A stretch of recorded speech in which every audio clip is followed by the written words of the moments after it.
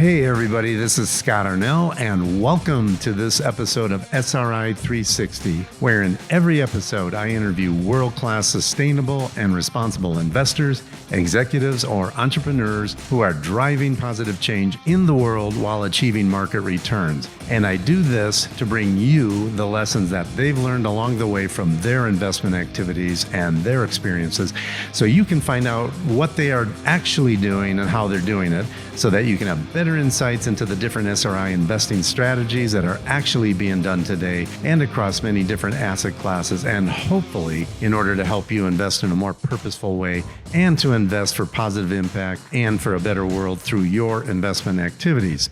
So today I'm speaking with Jed Emerson, and that's spelled E-M-E-R-S-O-N. And Jed is an internationally recognized thought leader in impact investing, social entrepreneurship, and strategic philanthropy. He is the managing director and global lead for impact investing with Tiedemann Advisors in New York City. He has extensive experience leading, staffing, and advising investment funds, social ventures, and foundations who are pursuing financial performance alongside of making positive social and environmental impact. Jed has authored numerous articles and papers on the subject of impact investing, including the first book ever on impact investing titled Impact Investing: Transforming How We Make Money While Making a Difference, which won the 2012 Nautilus Gold Book Award. In 2018, he released his 8th book, The Purpose of Capital: Elements of Impact, Financial Flows, and Natural Being. Think about that, 8 books. Jed is the originator of the blended value concept, which we will get into today. He is a senior fellow with the Center for Social Investment at Heidelberg University, and he has held faculty appointments at the Oxford, Harvard, Stanford, and Kellogg business schools. Jed has been involved in impact investing longer than most people that you'll meet, and he has been on a unique and interesting journey. He was born and raised around New York, the son of a Presbyterian minister who was involved in inner city social ministries, and his mother was a social worker.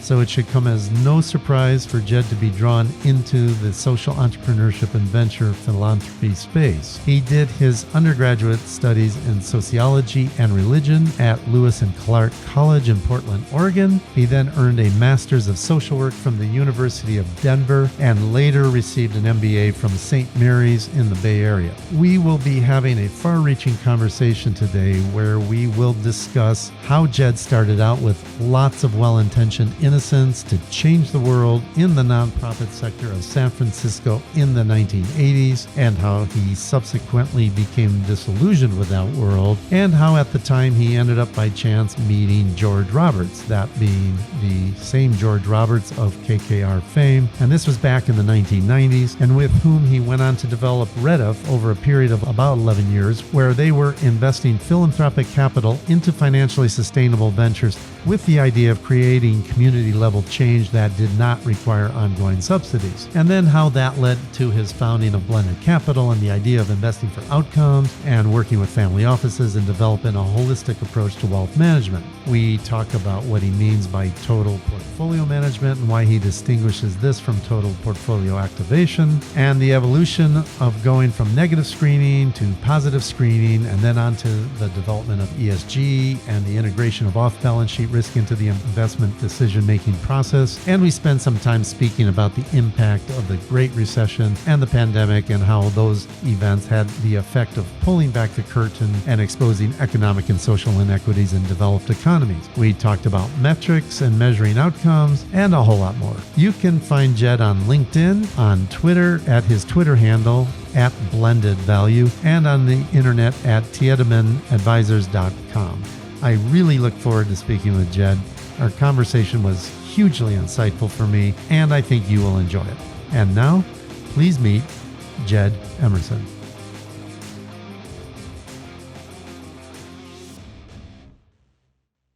And so you're in New York now, and you're on the East Coast. But are you from the East Coast originally, or where did you grow up? Born and raised in the New York area, and actually started as a peer tutor in Spanish Harlem when I was in 7th grade, and was doing a fair amount of activism in my teen years. And we moved to Colorado when I was 13, 14, And so I had kind of my pickup truck and six-pack years in the West. And then it just bounced around a fair amount, lived in the Bay Area for 23 years and have been back here I was back here for 10 years, and then we moved back out to the Bay Area for another chunk of time. So I bounced around a little bit. I've lived overseas in Denmark when I was a teenager, married to a Norwegian citizen. So we go home to Norway before the pandemic, go home to Norway maybe 2 or 3 times a year. Yeah. So that kind of life. So you're like Garrison Keillor. Didn't he marry at one point a Norwegian? I think that's right, actually. I think a Dane. I remember that. Man, oh man, this might have been at the, already I'm going to date myself, but at the end of the 80s, I think. He married, for sure, a Scandinavian woman. I think it might not have worked out, but. I think it was a Danish woman. Oh, maybe it's, yeah, I know. And so I think he shut down the show. So where in the Bay Area did you live? You were there a long time. Yeah, we lived in San Francisco proper. The first time I was there, I was in the 80s, and I was running the Larkin Street Youth Center, which I started. I was the founding director of a program for homeless youth and teenage prostitutes, and then transitioned from that into, what we now call social entrepreneurship and venture philanthropy. And then from that, kind of moved into what we're now calling impact investing and integrated ESG. So always in the city? Yeah. Just briefly, you went to university at Lewis and Clark College? For my undergrad in sociology and religion.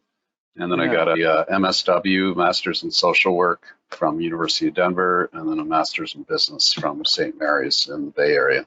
And what was the idea of sociology and religion? What caused you to focus on that? My grandfather was the pastor of Fifth Avenue Presbyterian Church here in New York City for 27 years. Started Dial-Up Prayer back in 1957. My father was a Presbyterian minister and left the traditional pulpit ministry to do inner city social ministries and was the managing director of the Community Service Society of New York City, which is a very old charitable institution here in New York, and oversaw the conversion from casework to community work. And then my mom was a social worker. So between all of that, I think it was preordained that I was going to go down some kind of path related to community activism and meaning and value. So sociology and religion put those two together. And then when I blew out of traditional social work and began moving into the social entrepreneurship and venture philanthropy space, I realized I needed to expand my skill set. And I went back and got an MBA on weekends that I applied on Monday mornings. You already mentioned the Larkin Street Youth Services that you started around 1985 or so. And how did that come about? I had been doing, when I left my master's in social work, I became a team member with Presbyterian Health Education and Welfare Association, which was based here in New York, and basically addressed itself to all of the kind of non-congregation activities, if you will. So you, like in the church, in the Presbyterian church, you have a whole set of things around services and with the pew kind of stuff. And so we focused on social ministries, we focused on affordable housing, soup kitchens, advocacy, all that kind of stuff that wasn't necessarily in the pew, if you will. And as a part of that, we would put together advisory groups that would go out and work with church-based ministries that were grappling with particular strategic decisions or issues. And in this case, there was a coalition of folks that had been anchored by a Presbyterian church near the Tenderloin district in San Francisco. And they had run a program for a year as a collaborative effort with a number of different youth service groups. And at the end of the first year, they just decided, look, there's a ton of demand. There's a lot of issues. We should really formalize this into a youth services program. And so they brought us out to help them think that through and come up with a strategy. And so I led the team that did that, because I had, even at that age, I had done a lot of work in youth services and advocacy and youth development. So anyway, we finished the strategy piece and gave it to them, and they said, wow, this is really great. Would you be interested in coming out and launching this program? So I decided I was too young to be a church bureaucrat, so I left the Presbyterian church and went into direct work in the Tenderloin district. And then somewhere along the line, you ran into George Roberts. And basically what happened was when I was in my teens, all I wanted to do was run a nonprofit and change the world kind of thing. And so I did that with Larkin Street, and we went through a lot of stuff in terms of getting that program off the ground. There was a lot of political issues with the other groups that had been a part of that first year. and thought they should all be running the program. The program itself we launched, and then about 3 or 4 months after that, the program burned to the ground and one of my staff was killed. And so I had to relaunch the program. And then, of course, this is in the middle of the AIDS epidemic. And so it was a very intense kind of period. But after about 3 or 4 years, I began just taking stock and thinking about where I was. And I realized that all the things that I had loved about social work turned out to be wrong. And I think that at that time, a lot of people moved to San Francisco to just be radical and all this kind of stuff. And human service politics can be really nasty. And I learned how to play like really good social service politics as a result of that. And it wasn't really what I wanted to be doing. And part of the thing that I realized was that the phrase I used is that capital in the nonprofit sector moves on the basis of politics, perception, and persuasion, but not performance. And I reached this point where I realized that my job as executive director was basically either to play politics, so we would get the funding we needed, or to stand up and give talks and make people cry about street kids, and then they would write me checks. Or it was to schmooze foundation program officers and get them to think that we were the next, best thing to whatever.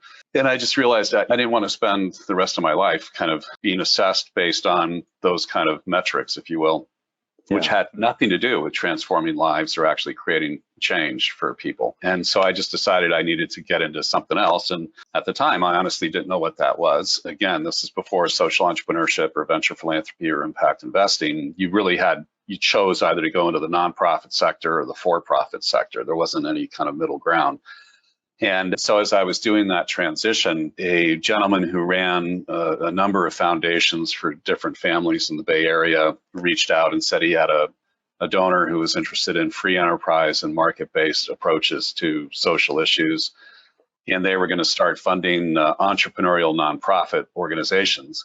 And I was at the point where I was leaving my program, and I was pretty burnt out after that experience. It was a great experience, but I was really burnt out. And I just started laughing. And I said, look, that's just like, what a stupid idea, right? Because if you believe in free enterprise, you have to believe if there were a way to make money with homeless people, somebody would have figured that out, and there'd be all these homeless entrepreneurs running around. And the fact that you don't see that should tell you that maybe the market's not working too great in the Tenderloin. And my job is to give you opportunities to give your money away. So if you put out this idea that you want to fund entrepreneurial nonprofits, Jesus, I could write great grant proposals up one side, down the other with those ideas and stuff. You haven't really done research. It's not an original idea. I didn't know a lot about it, but I knew that there was this thing called community economic development. People had been trying these kind of things over the years.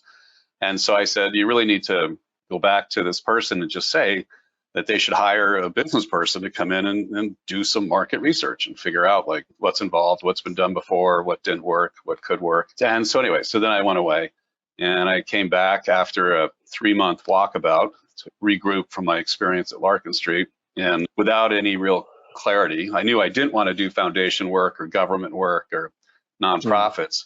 And he had left a message on my machine and said, you remember answering machine. So he left a message on my answering machine. He said, I talked to the guy and he wants to hire you to do the research piece because he thinks if you don't think it's a good idea, you're not going to just sell him a bill of goods. You're going to be critical. And so would you consider just doing the research part of this? Turned out that individual was George Roberts, and he had come to a very similar place as to where I had come, but obviously from a very different journey. And so his challenge to me was, could we create a way to approach philanthropic and charitable giving that was informed by investment and business acumen and practice? And so that was the starting place, was like, how do you use finance to create community level change, as opposed to how do you do grant making?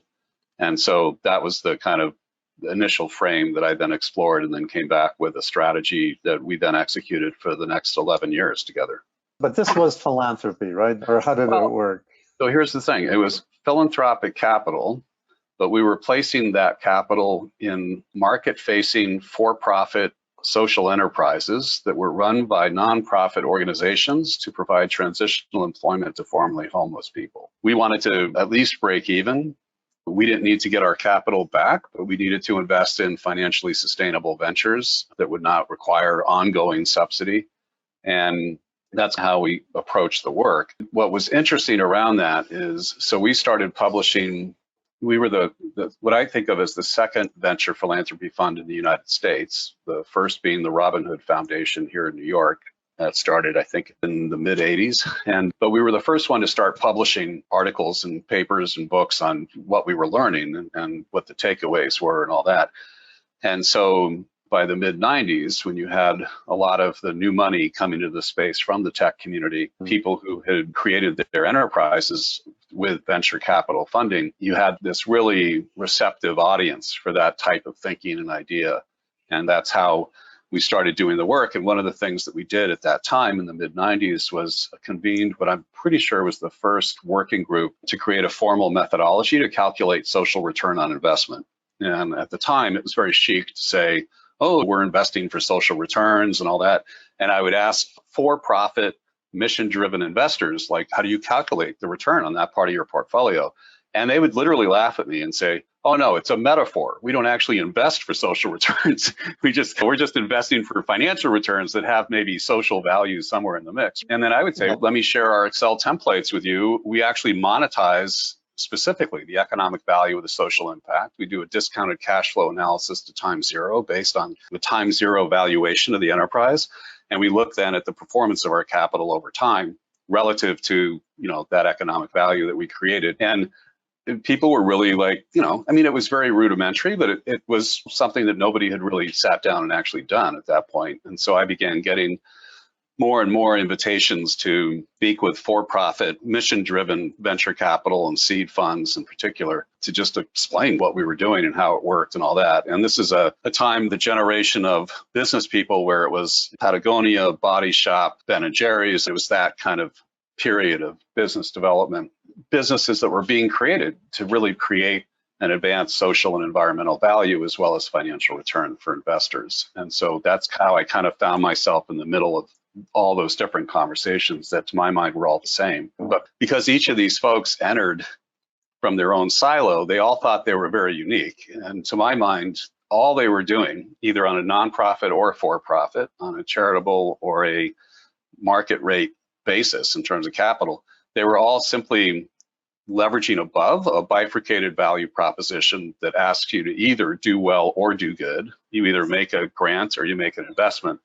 And what I realized by the end of the 90s was that I just naturally gone to this place where I was agnostic about the investment vehicles. So I didn't care if it was a grant, a high risk loan, recoverable grant, market rate, venture, seed, whatever.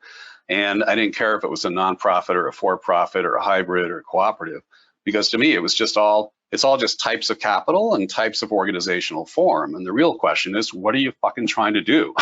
Like, how do you understand the value that you're trying to create in a market, in a community, in an ecosystem? And when you have clarity on that, then you can start talking about what are the best kind of organizational forms, what's the right structure of capital to really drive the value that you're trying to capture. So that's how I came up with the idea of blended value and what that all became. Was this a precursor to the type of thinking that led to something like the Gates Foundation? I think so. In what would have been in 1991, maybe 1992, there was a book that was published called Outcome Funding. And it was considered like very provocative because it said, instead of just making grants to nonprofits, you should make grants with regard to outcomes, and you should be funding with an eye toward what actually happens as a result of the grant, not the transaction of the grant itself. And so at the time, this was a very like, oh my God. And of course, we were doing a venture philanthropy approach that basically had the same kind of operating practices.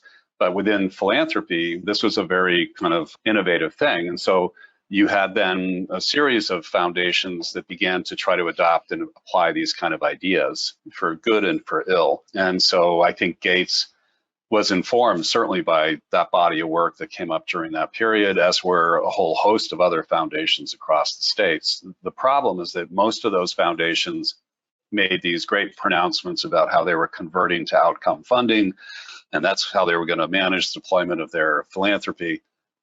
But they did nothing to really build the operating systems by which you could track outcomes. They did not invest in what I called the social management information systems of nonprofits to be able to really assess long-term outcomes and performance relative to strategy. And so to my mind, it became a very kind of false conversation reflected in, again, the cynicism that I ended up having working in philanthropy in the 80s, where it was a variation on that theme as far as I was concerned. Yeah. Who wrote this outcome funding? Who wrote? I want to say Robert Payton, something along those lines. But I think the interesting thing is that so when Gates started their work, they were very clear that they were doing philanthropy, they were doing public policy, they were doing like the big stuff. And we're not doing anything related to social investing. We're not doing anything related to what we now call impact investing, any of those things. And I think they, over time, had to realize, I think, two things. One is that there were a couple of articles, and I can't remember the exact dates, but the New York Times ran a series of articles on how, on the one hand, Gates was promoting all these very innovative approaches to health, and especially in emerging markets. And on the other hand, 95% of their assets was invested in companies that were actually destroying the health of local communities and residents in emerging markets. And gosh, isn't that interesting, kind of thing. And yeah. I remember at the time, the executive director of the Gates Foundation, Patty Stonecipher, would be on panels, and she would just specifically say, we do not do impact investing. We don't connect those two parts. That's just the way it is. It's just, if you try to do both, you're going to do both poorly, and you need to focus on whether you're a grant maker or you're trying to make money. And which was that was the rap that you would hear in the 80s and the 90s around this conversation.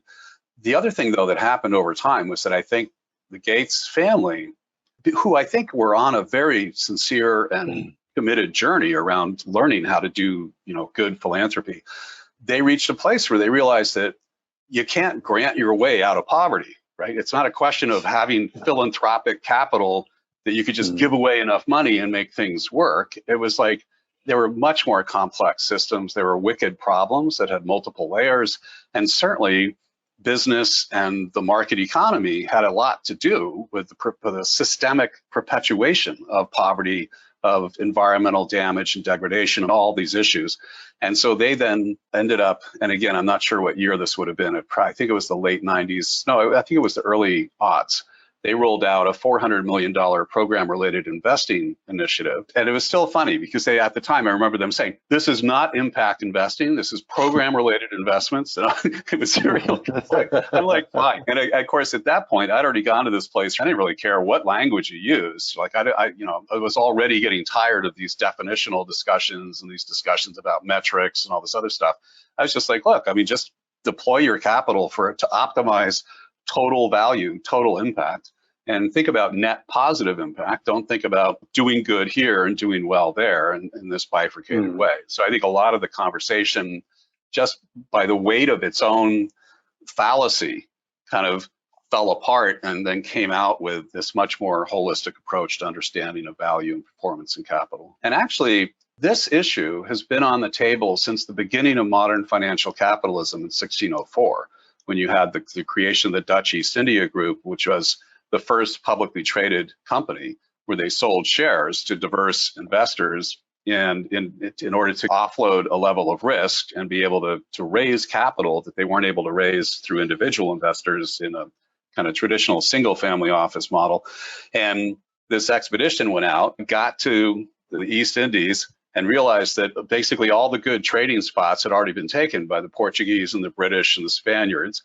And so the Dutch engaged in warfare and attacked all these other people and basically took all of their stuff and brought it back to Holland and was very celebrated. It was a very profitable, expedition, but they'd engaged in piracy, basically. And there were two sets of investors, both Mennonite. And then one group said, you violated the terms of the investment offering, right? You didn't execute on the business plan. You basically engaged in warfare. And as Mennonites, we can't support that. And so you had one guy who sold his shares to protest the actions, and another guy engaged in a 10-year legal campaign against the board of governors of the Dutch East India Group, which he eventually lost, but he basically wrapped them up in legal issues for a decade. And so I think really at the start of modern financial capitalism is this tension between how we think about our own morality, our own presence in the world, what we're supposed to really be doing versus simply optimizing for economic gain at any cost. And so I think that's the interesting part. And then, as you say, in the 60s, you had then the Mennonites, the Sisters, you had a couple of other religious communities come together around the war in Vietnam. And then, of course, with the Earth Day, you began in 1970, you began to see people looking at environmental issues. With the creation of the EPA, in 1970, you had, for the first time, companies were required to report on pollution, on environmental issues. So all this began really coming together, I think, during that period. So I guess this whole REDF thing kind of changed the direction of your career, of your life in a way, and that led you to found Blended Value, but you were like at REDF for around 11 years. What led to that transition? Well, I mean, the way my life has worked is that I get a set of answers to questions that I'm asking, and they work for a certain period of time, let's say 5 years, maybe 10 years. And then I find that I blow through the other end, and I'm like, like there's more to this. It's something else. I need to find another set of solutions for what's fundamentally what I would argue is the fundamental kind of question of meaning and purpose that we all are pursuing. Yeah. And so my starting place was traditional nonprofits, traditional philanthropy, public funding, that whole mindset of do well, do good, and we're the good guys. And then the experience of Larkin Street made me really question whether we were the good guys, right? People all the time in the nonprofit sector confuse kind of like their agenda with the agenda. Yeah. And you start to think that their organization is the cause, right? And so you're like, no, wait a minute, let's really look at what we're trying to do here. So in any event, and so I had that whole experience. I had then the REDF experience where my answer was social entrepreneurship and venture philanthropy and metrics. We needed all those things to really change the world. And that's really how this was going to happen. And then I came out of that experience with the realization that actually, as I said before, it's not the particular organization, it's not the type of capital, it's this understanding of the value you're trying to create and having clarity around that. And so instead, what I decided I wanted to do, and this was about 2002, 2003, was I wanted to simply find people who I felt were advancing various aspects of blended value. And whether or not they used my language, I really didn't care, but were they grappling with this issue of transcending the bifurcation, like, doing well and good, and what would that look like? And so that then is how I ended up working with a long-only public equities group out of London, working with a foundation here in New York that was taking philanthropic capital, but staging it to scale evidence-based nonprofits and really taking them up to a whole nother level of performance and capitalization. And also working then with a ultra high net worth guy out of Montana who was doing a ranching initiative that integrated sustainable ranching with ecotourism and sustainable real estate development, all on this parcel of land that connected Yellowstone to the Bitterroot. And then realized it just came to this place where I accidentally fell into family office work because families, they don't think in terms of instruments and structures. They think in terms of what they're trying to do as a family. What are our values? What do we believe in? Can we create a foundation? Should we do that? Should we start a company that has our family values? They don't start with the solution. They start with the questions. So I had an opportunity then to begin working with a woman out of Hong Kong named Annie Chen and RS Group Asia, and have worked with them for, I think, over 10 years now. This idea of like, how do you take a holistic approach to wealth management and have that be the operating assumption, not we're a for-profit, we're a nonprofit, or what have you. And so that to me, so I've called that total portfolio management. How do you manage philanthropic, near market, and market rate capital in order to optimize the value that you seek to create in the world? And then I ended up being the senior strategic advisor to Liesl Pritzker and her initiative, which is the BHI out of Boston, with them for, I think, 6 years or so. Worked with another family out of Hawaii, another family out of Colorado, but all with this idea of like, how do you utilize all of your assets for impact? And in the midst of all this, of course, in terms of my own journey, the whole field was blowing up all over us. And in 08, 09, when you had the financial crisis, it was really striking because at the time, there was just this infusion of very traditional finance people who felt completely betrayed by finance, right? Because people don't really acknowledge this, but capitalism is premised on a faith in capitalism. It's like a religious kind of thing where you have the Wall Street priests and you have the doctrines and the practices, and it's very religiously oriented. And they felt betrayed by God, their God of manna, if you will. And so they came into this space looking for kind of meaning, purpose, and value. And that's where I think the talent base within impact investing just really took off, because you had all these folks who were very serious financial people And we were serious financial people, but I'd never run like whatever, $500 million of an investment portfolio on Wall Street. I mean, that wasn't what I did, but there were other people in our field who had. But I mean, broadly speaking, I think the adoption and translation of this to the mainstream really began around that period. So could you first explain to me what you mean by total portfolio management, and then why you feel it's key that investment managers consider the why of an investment before the how? Okay, let me just start and then we can pick it apart because there's a couple different aspects. The first thing is that all capital has impact and all companies have impact. So the issue isn't, are you an impact investor or not? You are an impact investor. When you deploy capital in the world, it does things in the world. That's what it's all about. And what total portfolio management, and that's why I call it management and not activation. Because I'm kind of like, your portfolio is already activated. Like it's doing shit all over the place. And most of it is probably bad, right? But management means that you have intentionality, you have strategy, you have metrics. You're approaching the understanding of the impact that your capital has in the world in a more intentional way. And so that's the framing of it, I think, is important. And then related to that is, to my mind, we have to understand that the value we're trying to create is itself whole and integrated and non-divisible.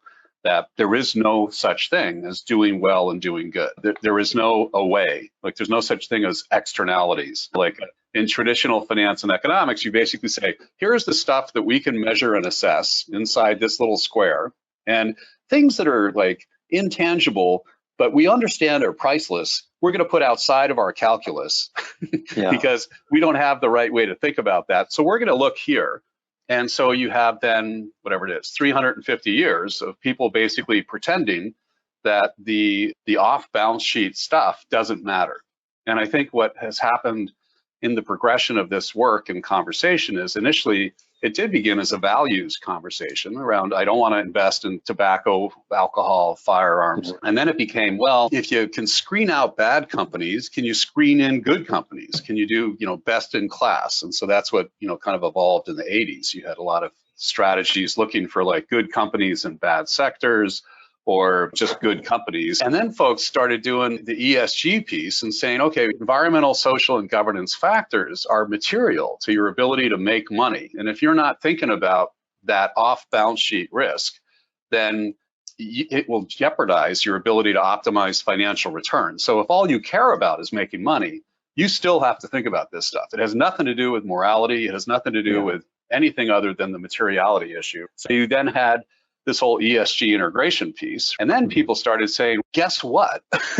Like the world is just like, the wheels have just come off. And I think this is part of what happened with the financial crisis. And it's part of what happened with this last year and the pandemic, combined with the events of George Floyd's murder and the light that was shown on that. And then the pandemic's effect of kind of pulling back the cloth and showing in stark terms the real effect of social and economic inequity, and the fact that all these essential workers were being paid like minimum wage and were basically viewed as you could sacrifice them, and that people like you and I, it was okay for us to go to our second homes and just get Amazon delivery. And so it raised a whole set of issues around this stuff. And so this is why I think some of this is just taken such a sharp edge now, is that people are really saying, okay, all capital has impact, all companies have impact. Can you manage that with intentionality and with a direction?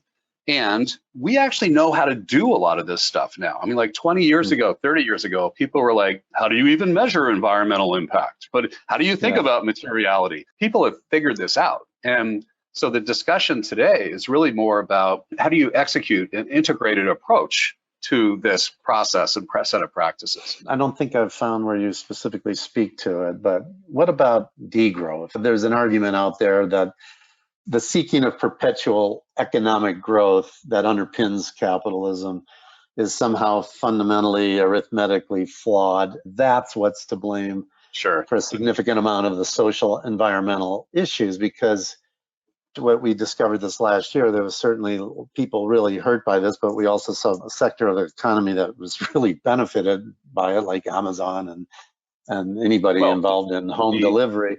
But the at upper the 1% are the ones who benefited from it. The broad kind of populace did not benefit in any way as much as the Jeff Bezoses of the world and other billionaires. But obviously, these guys have also added an awful lot of value to society. And We did not have Amazon employees sleeping in their cars to work their shifts. I would agree with you, but we do, Sure. right? We have that. If we did not have the kind of mass dislocation in housing, in healthcare, so I would really push back on this idea that somehow because the stock market has done really well, that has translated to individual lives being improved at the community level. And I think this is what you see unleashed.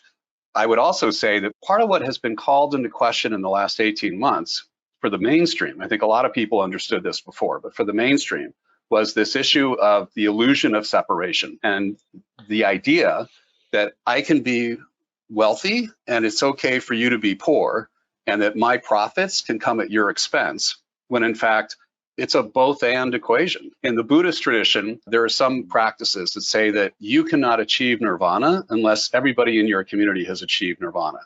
And it's that idea that a rising tide sinks all ships if you're not like oriented in the right direction. And so this is part of what's happened is all of a sudden you have this whole host of challenges really to the traditional way we thought about this that basically recognizes, hey, we're actually all connected in this. And when you look at the climate crisis and just everything, look at the West, look at what's happened in Europe, you can't escape this, right? You can't buy your way out of it. And so this is part of the power of our human experience that calls into question how we have thought traditionally about economics and finance, at least from a Western kind of capitalist perspective. what would the role of finance and investing look like in a post-growth world then? In the book, I do actually, I think later in the other chapters, I talk about the growth issue. Edward Abbey, who's an author who wrote about the American West and stuff, said something like, that growth is the ideology of a cancer cell. And we need to recognize that it isn't unbridled growth that we should be like paying attention to. It is sustained resilience. It's regeneration. It's an ability to recognize that life, environment, business all operate in cycles. And so how do you manage and be a part of and recognize that it's a cycle and it's not a linear progression, rather, do you see? It reminds me to jump back on one thing you said is that you go through cycles of 5 years and then you feel like you've answered the questions or you need to find new questions. When you look back on that, did you have the right questions and did you find the right answers, or did you only answer that to realize you weren't asking the right question in the first place? Sure. This is where getting to be our age is just great, right? Because I could have died at any point along my trajectory and I would have felt fulfilled, because the questions that I was asking and the answers that I was questioning were all true and authentic relative to where I was in that process. I'm not one of these people who woke up at 60 and was like, oh my God, my kids are on drugs and my wife hates me. What's happened to my life? You know what I mean? Like, it hasn't been like that kind of thing. I literally remember being 10, and in my family, when it was your birthday, you got to sit at the head of the table, and my mom would make whatever dinner that you wanted. And then you were like the center of attention and all that. And I remember at 10 sitting there for my birthday and looking at the table and my brother and sister and my parents and my grandparents and thinking to myself, I have lived a decade. And what is the next decade going to be, right? I thought about that the other day and I was like, man, that's just, how many, I just don't know, like how many kids like would have done that. And so that perspective informed how I viewed all this. And the trick is, when I was 20 and 30, I must have been a total pain in the ass, right? Because I was very passionate, very committed. I was smart, but not smart enough to have humility. And I just drove my answers into the ground because it was like, it was the answer, right? This is what we should all be doing. This is how we should be thinking. This is what we should be doing with our capital, with our organizations, the whole 9 yards. And then I think what happens is over time, you develop, if you're lucky, you develop a sense of empathy for the other with a capital O. And you recognize that, in fact, this is all just a journey. It's all just a process. And anything that you think of as the answer is really very temporal. It's very grounded in your given experience. And you're right because it's your experience, it's your journey, and you're wrong because the truth that you see is a small t truth. It's not the big T truth, right? And so this is part of the thing. And so for me, I feel I think, fortunate enough to have reached a place in life where I can forgive myself for my, I don't know, passions of the past and for how judgmental I was, all these other things, where I can cut myself some slack, if you will, because that's who I was. It is what I was called to be at that point in time. It's not who I am today. And so it's interesting because I've had a number of people say that they don't think I could have written The Purpose of Capital 20 years ago. It's the kind of book that you read and appreciate and write as you get to a place where you suddenly, not suddenly, but where you're really sitting with the power of mortality, of humility, of understanding. Like when you read history, this thing that is fascinating. So to do the book, I spent like a year and a half just reading, right? Didn't do any writing at all, just read. When you really read history, and I was reading like the history of economics and finance, and then the history of philosophy and religion, and the history of like political, social movements, all this kind of stuff.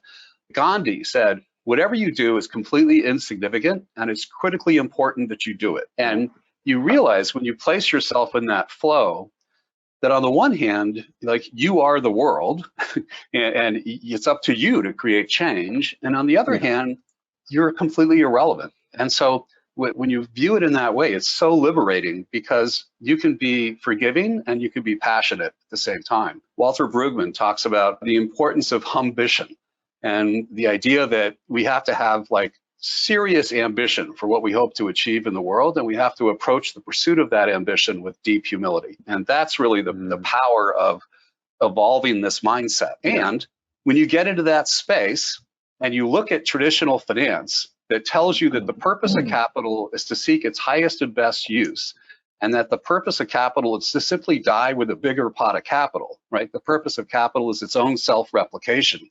You realize how shallow that is as an understanding of value, much less performance, much less impact for what we really want to be about in our life. I'm going to switch gears here a little bit. Many of the professional investors that I've been talking to, they talk about the impact metrics that they report on.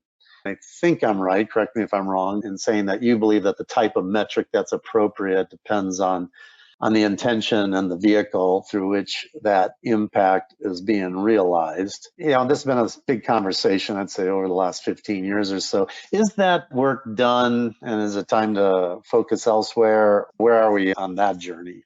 Sure, it's not done. And if we think about the comparable being the evolution of financial and economic metrics, those have evolved over time. If you think about how we valued companies in the 1950s that were making things versus how we value companies today that are making ideas, and the things are almost like incidental to the concept of the idea. Think about Bitcoin, for example. We have changed, maybe not every year, but boy, the evolution in the economic and financial frames have certainly shifted over the decades.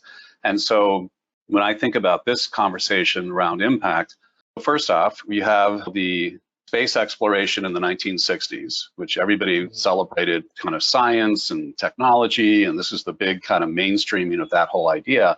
And that was really the introduction of the whole idea of cost-benefit analysis, right? What is this going to give us in exchange for what we put in? And so that's where the conversation began in some ways. And then, as I said earlier, it wasn't until the 1970s you had companies that were being asked to, or were required to, report on their environmental footprint, their pollution, all of those issues.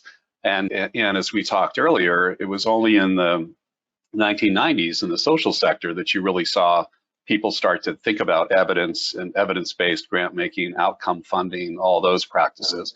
And so the idea that it's 2020 and we're still dialing it in, I think is totally appropriate. Like this has been maybe a 30-year, to my mind, 30-year practice of really exploring what this means.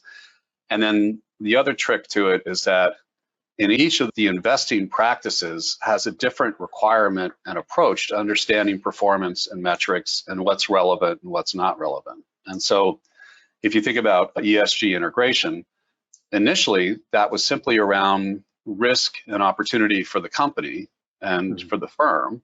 And now it's increasingly looking, as you think about the climate crisis and everything else, it's placed in a much more social context for society, for the planet, and all those things, which puts you in another kind of level of numeric analysis.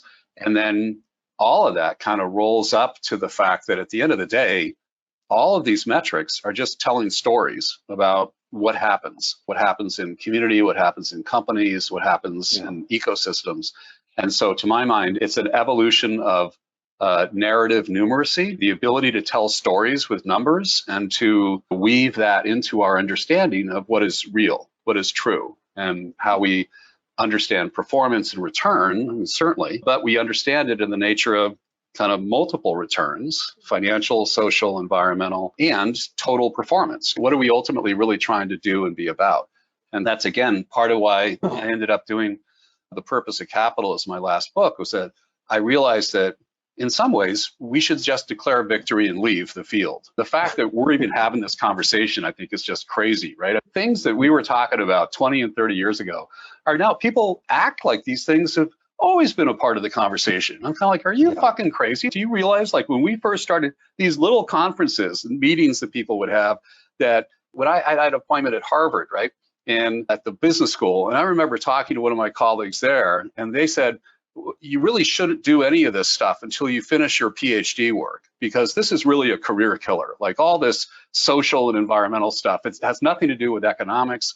It's not really serious. And it's just stunning to me. Now you have to beat these PhD students off with a stick because all of them want to have focus and sustainability or whatever it is. And so this has all kind of evolved over time. And that's where we are, is this process, and it will continue. And now the thing that's interesting is that I think it started with these pots. How do you assess social performance of a company? How do you assess economics, governance, these different things? And increasingly, you're seeing people you could think of as integrated impact. How do you weave those metrics back together to tell a more holistic story about the firm, about capital, again, about community? And that's going to be really interesting, because that's, I think, where that's the cutting edge of this work. And it's where the people are moving who are practitioners. It's hard for companies to hide what they're doing with social media and Twitter and Instagram and cell phones with cameras. There's billions of cameras all over the world taking anything and everything. So I think a lot of this has happened because of technology. You can tell me whether you agree or not agree, but my main question is, where do you see technology playing? What will its role be going forward? So I think you're right. I think technology has enabled a whole host of issues to be surfaced that we traditionally have not adequately paid attention to. The one tweak to that I would add would be to say that the trick is, it's not really, the technology hasn't done anything new. It simply showed a reality that we have ignored. And so technology allows you, it's a tool, and we need to be careful not to confuse tool with task. These issues, I would argue that what that tool shows you is the truth of the notion of the illusion of separation. Because in the absence of that tool, you could pretend that what happened to a company in India didn't matter to an investor in the US, or that a community that had a negative effect in South America, that wasn't going to somehow trickle in relative to immigration rates in the United States. Like, you could pretend that the world was separate and that your money was distinct from somebody else's poverty. And I think what technology has enabled us to do is very literally take a picture of those connections and make us realize that there really is no separation between self and other. This is the reality. Now, we can deny it, we can talk all about all these different things, but at the end of the day, we're all in this together. And if the economic order is one that is extractive and is pulling value out of community and ecosystem in order to concentrate it in somebody else's portfolio, and we think that's all there is to it, boy, are we wrong. And the technology that you talk about is what helps us understand and see that is the case. And then you have a whole conversation about what are the implications of that reality. But reality itself is shown to be something other than what we initially thought it to be. When you think about the social environmental challenges we face, can they be solved through organizational structure or investment strategy without government regulation. What's your view on that? I think my view is that government regulation should offer the guardrail, but not the railroad track. So it shouldn't determine the direction, but it should enable us to see where we should be going, understand what's in play, what's not in play. It should create the playing field where we can compete and execute and have our ideas. The idea that there is no role for government, I think, is as naive as the idea that government should rule and determine everything. And I think there's a difference between how we think about the appropriate economic order and the appropriate governmental systems. And we need to understand that. We need to understand issues of voice, a stakeholder voice, who gets to call what shots. The fact that you do have multi-billionaires who are deploying capital through philanthropy and impact investing and through just straight traditional investing that literally determines the future of all of our lives, and that we're not supposed to have a voice in what happens to that capital. I think that's crazy. It's just crazy. And I can guarantee you that their interest is not necessarily our own. And so, of course, government, to my mind, becomes the intermediation place where we're able to navigate our way through that. And then the last thing I'd say is I think it is also, it is a process of pendulums. It's over time, you get these different social movements, you get different forces that affect how we understand what is real, what the possibilities are. And so, yes, government needs to be more entrepreneurial to change, but they have to have the resources to do the job. I think one of the things that happened in the pandemic that we saw was that if you are successful in kind of weakening government so much in the name of, liberation and freedom, there will come a time when you actually really need government and it won't be able to respond because you will have undermined its ability. You look at the IRS in the United States and its ability simply to collect taxes in a consistent and fair manner. You look at how the health industry did and did not respond to the challenges of the pandemic. I mean, there's a whole host of examples that we could point to around that. And so that's, I think, how we need to be considering this. I don't have a specific answer. I have an opinion. The UN has estimated that 50% of GDP is dependent on nature. How can or should investors address this market failure? I think a couple things. One is we first need to acknowledge that ecosystems provide services to local communities, to cities, to all of us, and that for the most part, we have done a very poor job of accurately pricing those ecosystem services. And we have created an economic order that allows many companies to offload their environmental cost to the commons and not actually carry that cost as part of their price of doing business. And so I would argue that many of the companies that today are thought to be very profitable would not be profitable if they had to actually carry that ecosystem rent, if you will, that they're paying at very marginal levels.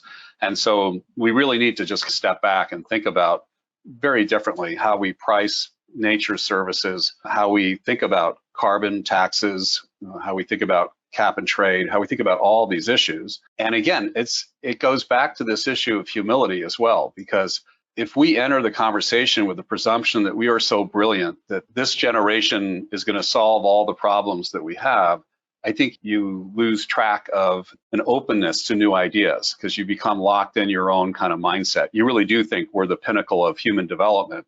And Arnold Toynbee, who's a historian, said something along the lines that every generation thinks that they are the pinnacle of human creation.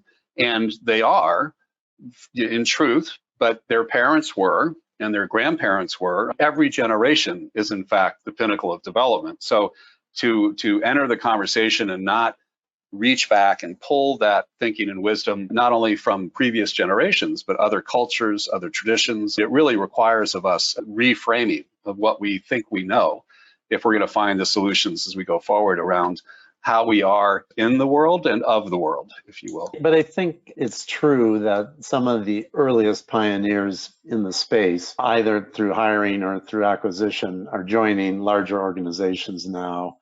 They seem to be keen to build their expertise in-house. Getting close to home, you've just joined Tiedemann to lead their global impact investing team earlier this year. So, in your opinion, has the culture war, so to speak, between traditional finance and sustainable finance been won?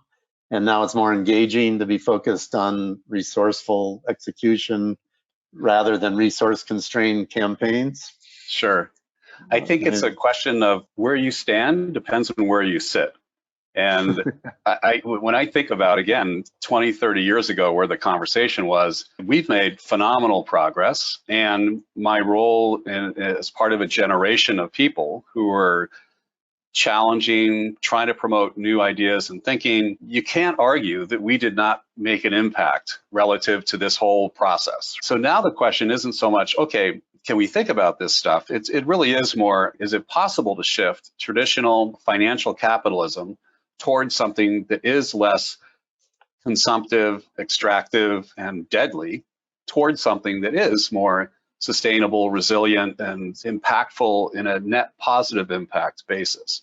The fact is, we all come into the conversation in different places. In my case, I had spent a lot of time working with a lot of folks individually, family offices, investment funds, academic centers, activist groups. I played across the space to try to really influence and try to contribute to the conversations that we've been having, as well as, like been involved in launching various funds that were actually deploying capital and trying to be a part of the solutions. I think I reached a point pre-pandemic where I started thinking, okay, so I've got this really good family practice. I'm working with ultra high net worth people. I'm writing books. I get to live in the country. It's like, it's a pretty good life, right? I could just do this. And then I think the pandemic and George Floyd's murder called into question where my life was headed at that point. In some ways, I kind of concluded that it's the ultimate in white privilege to say, oh, this is okay, this is adequate, I can just do this for another 5 years and then I can retire, kind of thing. And I think we're all called to raise our game in response to the climate crisis, in response to challenges of diversity, equity, inclusion. I think the issue is, how do we help organizations evolve and change and shift to meet these demands? And not only meet those demands, but advance the new solutions. And part of what's been really fascinating for me as I've entered the work here at Tiedemann Advisors is the degree to which strategies that are on our platform that are not branded as impact or sustainability actually have within them considerations of impact and sustainability. And so I think that this idea of, again, integrated impact is viscerally advancing itself and making itself clear. And so my charge here at Tiedemann is not really to come and create like an impact practice.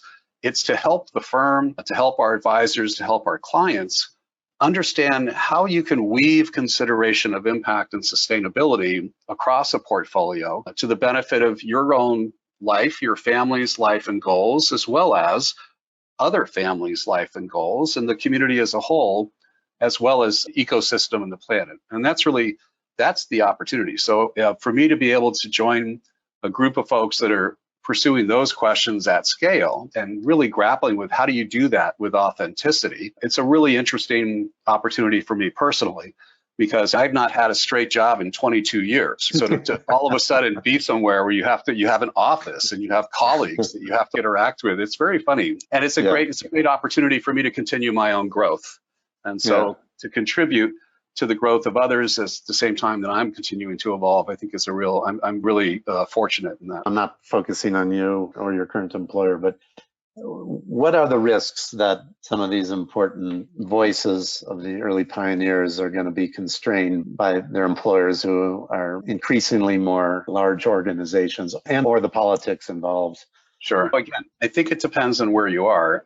Before accepting this opportunity, I had long conversations with Mike Tiedemann about this very point. And I said, look, I've been working as an advisor to the firm for about 3 years. And I said, don't bring me inside if you don't really want to grapple with this stuff, because that's what I do. That's what I'm known for, right? And he was very good, because he basically said, look, part of why we want to have you in the mix is for your voice. And the last thing we really want to do is not have you bring that part of you to this process.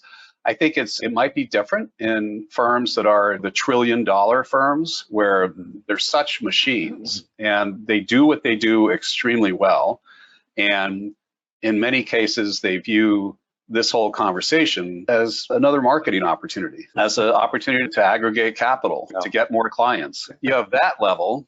And then you have the smaller kind of boutique firms where they're more a pure play impact. And I love them. I've been a part of that community for my entire career. But for me, this type of firm is kind of like a Goldilocks firm because it's not too massive. Like you can actually influence things, and it's not so small that your influence doesn't really matter at scale in global capital markets. So it'll be very interesting. It'll be, again, this journey process. The great thing is, going back to our previous conversation about the answer and everything, I can't really fail because wherever we go is where we're meant to evolve. So we'll see where we end up. How can investors diagnose who's credible, who's not? And what does this mean for greenwashing and impact washing? And what's your view on that? I think you got to wash off some of the grime in order to see the green.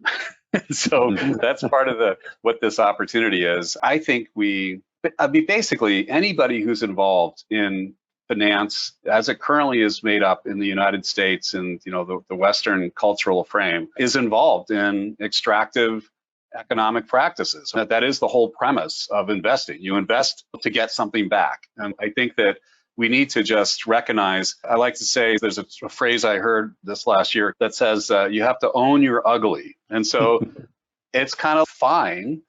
And we can modify, we can change, we can redirect. And I think that when it comes to separating out the wheat from chaff, we need to look at who the actors are, their own track record. Are they Johnny come lately to the conversation, or have they actually done some stuff over time? Do they speak with a level of honesty about the challenges? What are the biggest challenges, certainly in the investment advisory and fund manager space, is that the whole conversation is premised on best ideas, best solutions.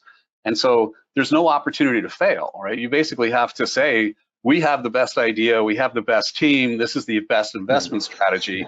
You can't say, we're still working out that off-balance sheet risk thing. And so I think that it really entails a level of confidence. Again, it goes back to the ambition concept, but you have to have confidence in what you're trying to do.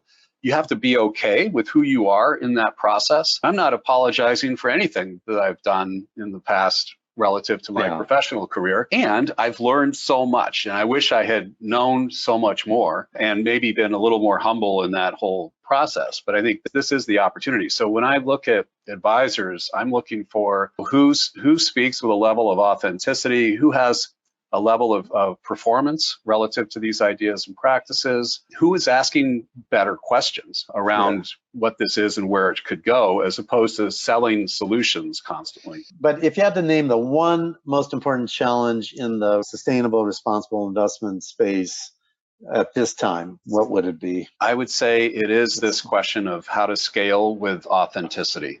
How to keep the integrity of the practice as we go about the task of changing the face of systemic capitalism. That sounds like a whole nother session. So let me ask you this. What do you know now about impact, ESG, responsible investing that you wish you knew back when you started blended value? I would say, this would be before blended value, I would say I wish I had understood the degree to which this is all just one parade. We may have different marching bands, but at the end of the day, it's all the same parade. And the amount of energy that I put, and I watch this today, people put into defending this practice against that practice, or this mindset, or this label, it makes no sense to me, because it's all one thing. It is all about, again, blended value. I wish myself and I wish the field had become aware of that earlier, because I think that saves a lot of hassle. Always clear in hindsight. And you've been an advisor now for over 20 years to a lot of different family offices and investors. You don't have to name names, but can you describe to me an example of an investment that you were convinced of at the time you invested, that this ticked all the boxes, but in the end it turned out not at all to be consistent with what you thought it was going to do impact-wise? And what did you learn from that? So when I think back on the different investments that we've made over time, it's less that the investments have turned out differently than we might have thought, as that the overall strategies have had to evolve and change and become something other than where we started.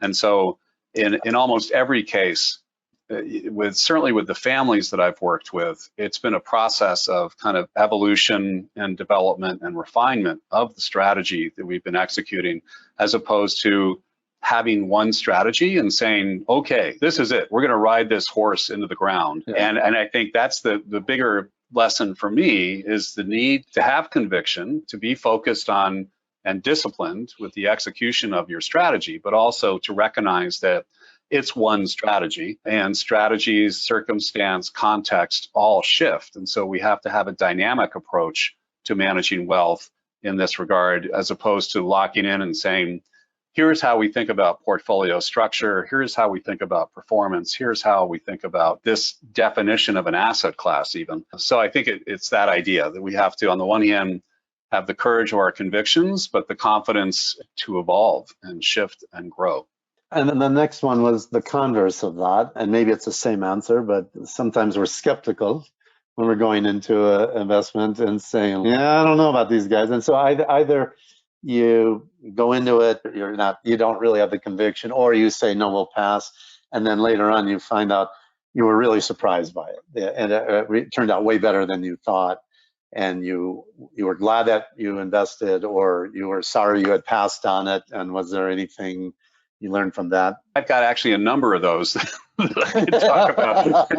But I think my best one that people may be more familiar with is an organization called the Acumen Fund that was launched by Jacqueline Novogratz. And she was, as you say, socializing the idea among a number of us in the community before she launched Acumen. And she came to me when I was living in San Francisco, and she said, okay, I've got this great idea. We're going to raise philanthropic capital, and we're going to make these investments in micro enterprises in emerging markets. Yeah. And what do you think? And I just said, it's not going to work. Like, foundation people don't think that way.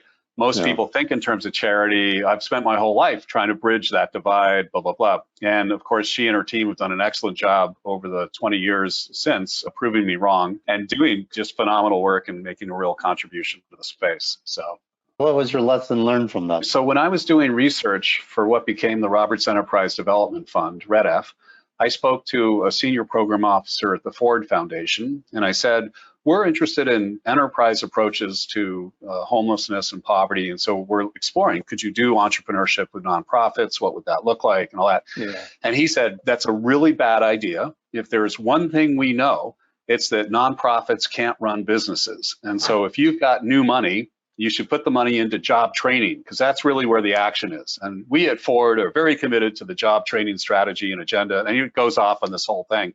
And it's very funny because I basically did exactly what he did. And that was whatever, 10, 15 years earlier. So I think we get our blinders. And so this is it. On the one hand, it is what it is. So I don't have any regrets that I said what I did or that I believe what I believe today, because I know it'll shift and change. You got to get up, you got to be engaged, you got to test, and you got to be a part of the process. And so that's what this is all about. If someone wants to get into the sustainable, responsible investment space, how would you advise them to get in the business? I would advise them, well, I guess a couple things. One is I would start with where you are. Don't get too wrapped up in the language and the terms and the labels. Anything can be viewed through an impact lens and can be managed on that basis. And so if you're in a firm that is doing whatever type of investing, all you have to do is start asking uncomfortable questions about the practice and the process, and you can become an impact investor.